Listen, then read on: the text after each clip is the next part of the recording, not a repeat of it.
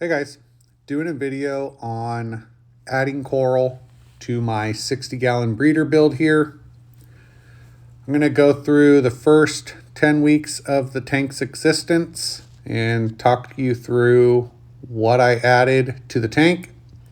As you'll see in the video, at 3 weeks, I did add SPS. So at 3 weeks in, I added Montipora. And at 6 weeks in, I added Acropora. And there are several other adds throughout the time up to the 10-week period. And so I'm going to walk you through what I added, the things I considered when adding, and kind of how to assess whether your tank's ready.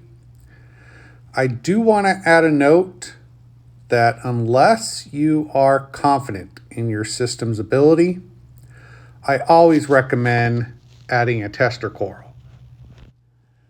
If you are unfamiliar with the concept of a tester coral, this is a video that I've done previously on tester corals that kind of walks you through what the concept is and how you choose an appropriate tester coral and what success looks like when it comes to that. All right, so let's talk about some factors to consider when determining how soon you can add coral. So the first one to consider is, did you use live sand? Most of us do, but I do want to throw this in there in case you didn't. Live sand does provide a ton of bacteria in it, and that will help ensure your tank cycles much quicker and much less harsh, so you won't have as hard of a cycle if you get a good bacteria in there. The other part to consider is, did you use a good starting bacteria? What comes in the live sand isn't enough. You're going to have to add more. So did you use a good quality starter bacteria? If you didn't, that is something you might want to go ahead and go back and dump in now. A good quality starter bacteria helps a ton. The other piece is, did you use live rock? Live rock, again, brings in that bacteria that the tank needs. So it's just another source of bacteria. If you watch my build here, I did not use live rock. I did all these other good pieces, but not live rock. The next piece is, do you have good lighting? And is your tank sustaining with the lighting? I do not recommend that you would turn the lighting on the day you add your first coral, because you don't know what the effects of the lighting on the tank is going to be. You should have that lighting running for at least 2 weeks before you put in your first coral, so you can see when you turn that lighting on, is your tank going to explode with algae, or do you have enough bacteria and things in your tank to control that? You need to know the answer to that question before you start putting stuff in your tank. And then, of course, do you have a good high quality light? Pod population, did you add pods? Do you have a nice amount of diverse pods? And have you had your pod explosion? So are there pods just running around everywhere? You may not have had a pod explosion by the time you had your first coral at 3 weeks, which is what I did. I had Monti at 3 weeks, but I stocked heavily with pods. So make sure you do have a pod population. Last but not least, test results. Test your water. What does the chemistry look like? Is it in good shape? Is it in bad shape? If it's in bad shape, don't add coral. Make sure your tests come out good. And I want to add a note on top of all that. If you've done all that stuff correctly, you will have a very soft to no cycle. So if you start having a hard cycle, you miss something. Don't add corals during a hard cycle. You're probably going to kill them. Make sure that you have a very soft to no cycle. And if you've done all this stuff correctly, you will. And then you can start putting that coral in. All right, so what's the best starter SPS to put in your tank? So Montipora, I would consider an intermediate SPS. Acropora being on the difficult, Montipora being moderate, and the SPS such as Birdsnest, Stylophora, Pocillopora, I would put those on the easy end. So really, if you're looking at your first corals in, Birdsnest, Pocillopora, or Montipora. If you're really comfortable, you should be just fine with a Montipora as well. Something like a digitata, branching Montipora, the Monti cap, something like that would do great as a first coral in. All right, so what's the best Acropora to start with? So when you're choosing easy Acropora to start off putting in your tank, something in the family of Staghorn. People also call it Stag. So Staghorn Acropora is going to be the easiest Acropora to start with. Those are all usually the ones that branch much more. And then Anacropora, if you consider Anacropora an acro, that is easy as well. All right, so here's what I did at 3 weeks. The 2 corals I added when my tank was 3 weeks old. The first one here is a branching Montipora. So I added this nice big piece of branching Montipora. It's a bright green and it's got those brown polyps coming off it. I was very confident in my tank that this guy was going to thrive and survive, and it has. It is doing great. It is growing. So I started off with a green branching Montipora, and it is this guy right here. I also added at the same time a Hellfire Torch. Torch honestly was a little bit more of a risk than the branching Montipora. In my opinion, torches are going to be a little bit harder to keep than a branching Montipora. Especially in a new tank, I don't think they're quite as durable as throwing in a branching Montipora. One of the big advantages I had on that branching Montipora was it came from someone else's tank, so it had been in captivity a while, whereas this Hellfire Torch had not. This one came from the wild. It was a large colony that was pulled out of the wild, cut up, and I bought a couple of the heads. All right, so then at 4 weeks in, I bought a Dragon Soul Torch. The Hellfire Torch had done great for the week that it was in there. So there was a Hellfire Torch that was for sale that I wanted. Again, this was a large colony from the wild that was cut down. So there was a little bit of risk bringing it in so early. But I went ahead and grabbed a Dragon Soul Torch and added that in at the 4-week mark. All right, so week 5, I didn't add anything. I just let what I put in kind of chill, watch it, make sure everything was going well. And then week 6 came around, and that was my first add of Acropora.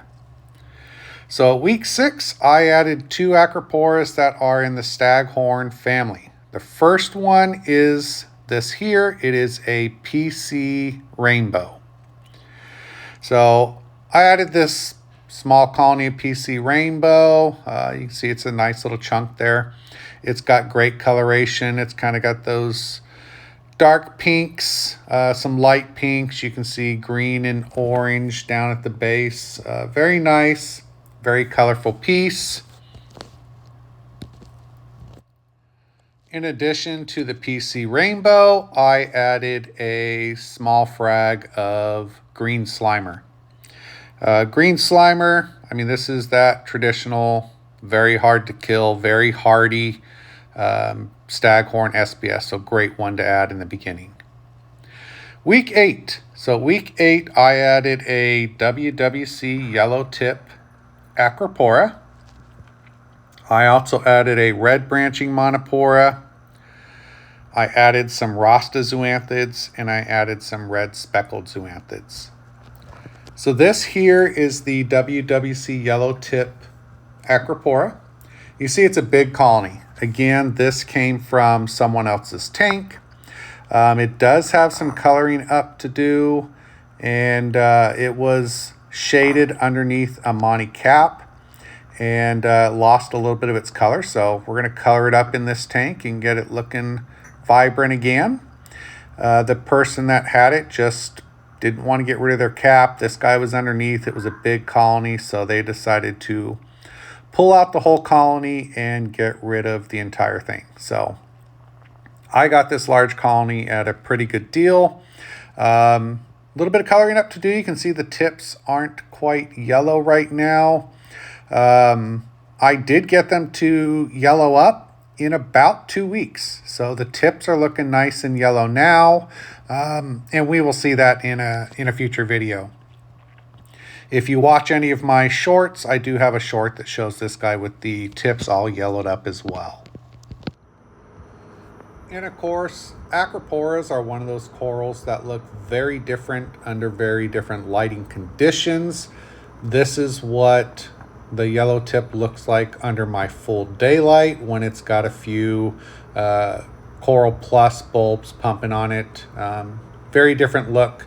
Much greener, much brighter green than when it has the blue look on it. But again, Acros look very different depending on the light. I also added this red branching Montipora. It's a decent sized frag. It's a frag. It's not a big colony, but it's a nice looking piece. This is just the standard red. Nothing fancy. None of the forest fire, bubblegum, none of that. It is just a standard red digitata. It is one of the ones that, as it grows, the ends will get pink. You can kind of see it there. The ends are pink, and it looks really nice with the pink ends as it grows out. All right, so I also went ahead and added some Rasta zoanthids. So I got this nice size frag here and put them in the tank. Very nice, very pretty color. Rasta zoanthids, really any type of zoanthids, they're fairly easy. Some of the ones that are more expensive with the fancier names are a little bit more difficult. They also are a little bit more slower growing, but zoanthids in general, pretty easy coral. Could have been added at any time, but I went ahead and added them here at this 8-week mark. Rasta zoanthids are another one that I like to show under full white as well, because they just look amazing under both lights. So here it is, Rasta zoanthids under full white light. This is with a couple Coral Plus bulbs pumping on them. All right, so in addition to these guys, I bought these red speckled zoanthids. They look a lot like Utter Chaos, but they are not Utter Chaos. Utter Chaos are much larger polyps, and these are smaller, but still very pretty. Don't know the name of them, don't know what they would be called, so I am just calling them a red speckled zoanthid, but I think they're very pretty. Here they are under T5. The other what you just saw was under LED. So here they are under T5 with just blue T5s. And then here we go under the Coral Plus, just pumping that white light on them. I think they look great in all lighting conditions.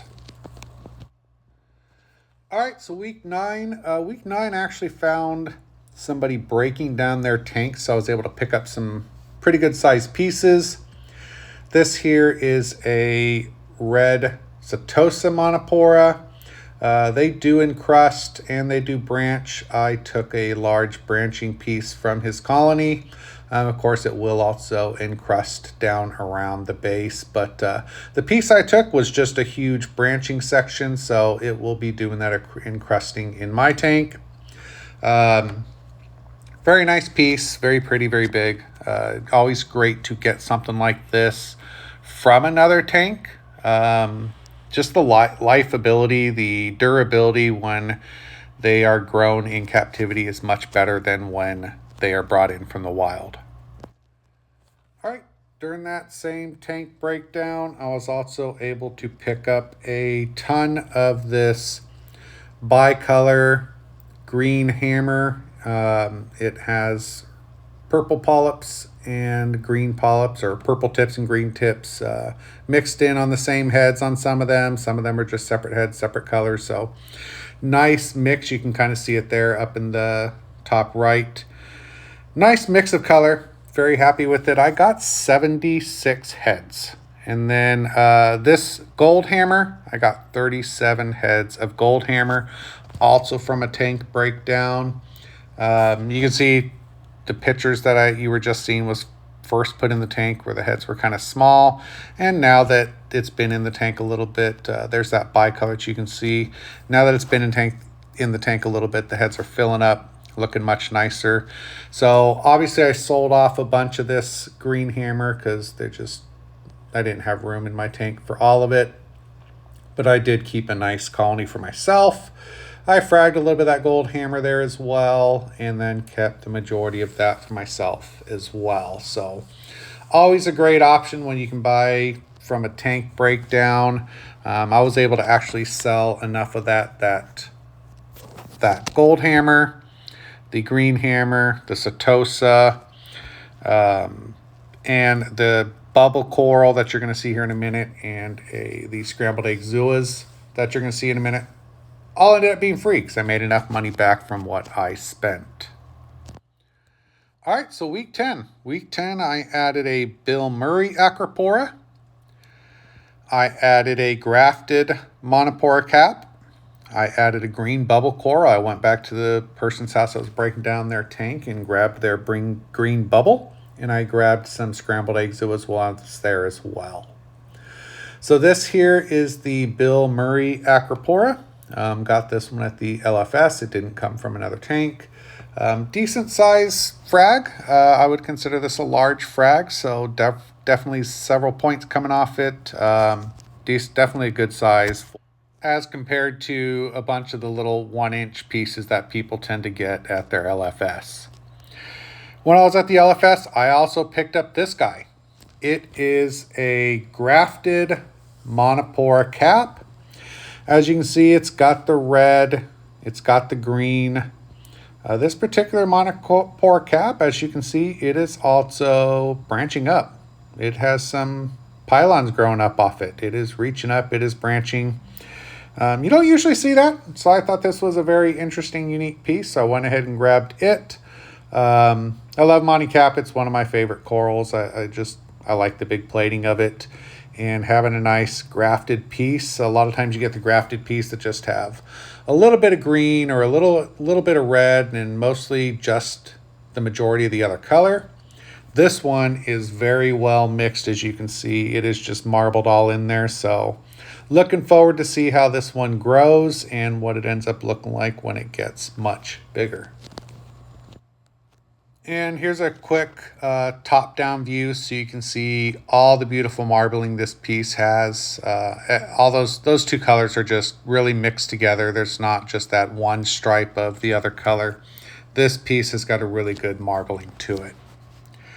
All right, so I went back to the individual that was breaking down their tank, and I got this large bubble coral. So again, another great coral. Got it out of a breakdown. Great color. The guy said that he's had this coral for like 7 years, so definitely well established to aquarium life. And it's a great addition. I have it sitting on my sand bed, and that's probably what it'll stay. I probably won't put it up on the rock. But a nice looking coral to put in. And again, this was brought in at 10 weeks. And when I went back and picked up that bubble coral, I also grabbed these scrambled egg zoas. They were just loose on his sand bed, so I brought them home and glued them to a frag disc and then set them up on the rock. I love having zoas grow in between my sticks, in between my Montis and Acros, and just kind of that nice filler with a good contrast of color. So grab these nice bright scrambled egg zoas from him as well and put them up on my rock. All right, hopefully you guys like this video. Hopefully it gives you an idea on how quick you can start stocking your tank with SPS, and a good idea of what SPS to stock with first. Give me a like, give me a subscribe, check out some more of my content, and I'll get more out soon. Thanks, guys.